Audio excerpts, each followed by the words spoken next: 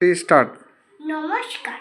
কবিগুরু রবীন্দ্রনাথ ঠাকুরের শিশু ভোলানাথ কাব্যগ্রন্থের অন্তর্গত কবিতা পুতুল ভাঙা। 27 আমি বলেছিলেন বলে গুরুমশাই আমার পরই উঠল রাগের জ্বলে।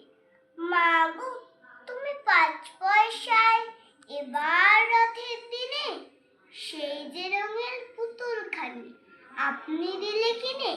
খাতার নিচে ছিল ঢাকা, দেখালে এক ছেলে। গুরুমশাই রেগে মেগে ভেঙে দিলেন ফেলে।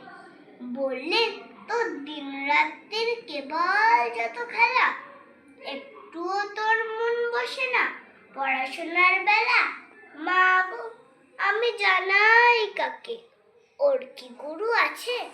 আমি যদি নালিশ করি এক্ষুনি তার কাছে, কোন রকম খেলার পুতুল নেই কে মা ওর ঘরে?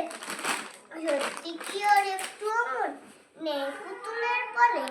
সকাল সাজে তাদের নিয়ে করতে গিয়ে খেলা, কোনো পড়াই করেননি কি কোন রকম হেলা? ওর যদি সেই পুতুল নিয়ে ভাঙেন কেহ রাগে, বল দেখি মা ওর মনে তার কেমন দর লাগে। নমস্কার।